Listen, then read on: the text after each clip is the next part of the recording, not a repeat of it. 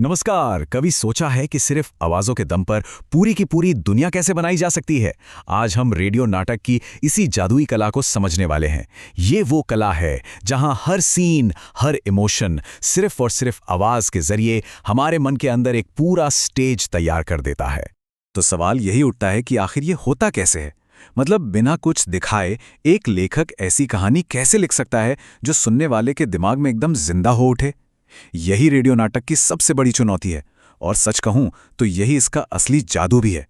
तो आज की हमारे इस क्लास के ये 5 पड़ाव होंगे।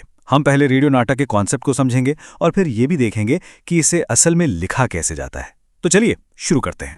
चलिए पहले हिस्से पर आते हैं। जरा उस जमाने के बारे में सोचिए जब घर में ना टीवी था ना कंप्यूटर। उस दौर में घर बैठे मनोरंजन का एक ही राजा हुआ करता था, और वो था रेडियो। मशहूर रंगकर्मी नेमिचंद जैन की ये बात उस दौर की है जब हिंदी साहित्य में रेडियो नाटक अपनी जगह बनाने के लिए काफी संघर्ष कर रहा था।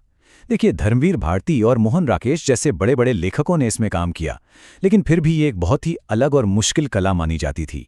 अब हम उस सबसे बुनियादी फर्क को समझते हैं जो रेडियो नाटक को फिल्म या स्टेज प्ले जैसे विजुअल माध्यमों से एकदम अलग बनाता है। इसको ऐसे समझिए, एक फिल्म में आप एक बड़ा सा महल देखते हैं, रंग बिरंगे कपड़े देखते हैं, एक्टर्स के चेहरे के भाव पढ़ लेते हैं, लेकिन रेडियो में वहां ये सब कुछ होता ही नहीं है। लेखक को हर एक चीज, मतलब महल कितना बड़ा है से लेकर किरदार की आंखों में आंसू तक, सब कुछ सिर्फ आवाजों से बनाना पड़ता है। श्रव्य माध्यम का सीधा सा मतलब यही है, एक ऐसा मीडियम जिसे हम सिर्फ सुन सकते हैं।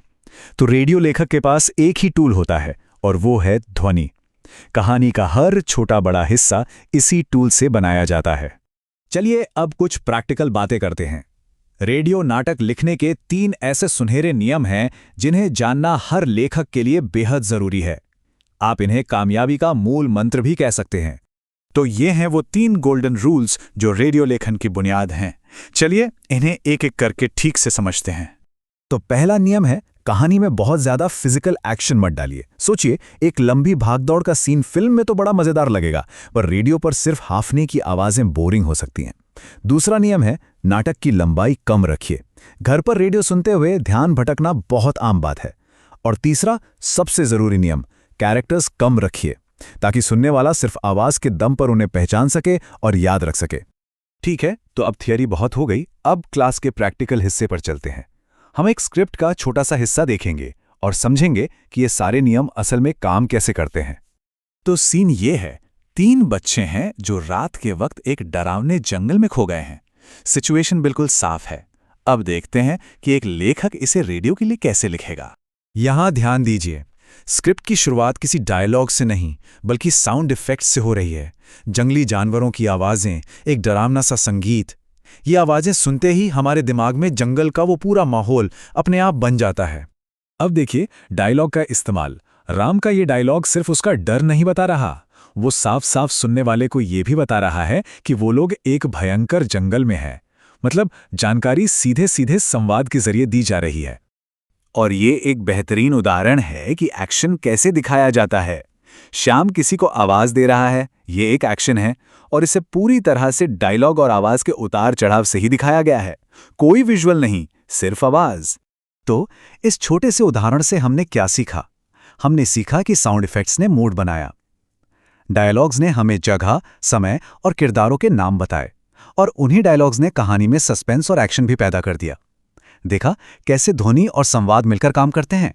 चलिए अब आखिरी पड़ाव पर चलते हैं और इस सारी जानकारी को एक साथ जोड़कर देखते हैं कि इसका इस्तेमाल कैसे करना है। तो सबसे जरूरी बात जो याद रखनी है वो ये है, रेडियो नाटक लिखते समय साउंड आपका सेट डिजाइनर है और डायलॉग आपका कैमरा। साउंड माहौल बनाता है और डायलॉग हमें दिखाता है कि क्या हो रहा है, कहाँ हो रहा है और किसके साथ हो रहा है। तो अब एक छोटी सी एक्सरसाइज करते हैं। आंखें बंद कीजिए और सोचिए, आपको नदी किनारे बारिश का एक सीन बनाना है, लेकिन सिर्फ आवाजों से। कौन कौन सी आवाजें इस्तेमाल करेंगे? बारिश की बूंदों की टिप टिप, मेंढकों की टर टर। क्या आपके किरदार कहेंगे कि उन्हें ठंड लग रही है? जरा सोचिए, क्योंकि अब आप एक रेडियो लेखक की तरह सोचना जानते हैं।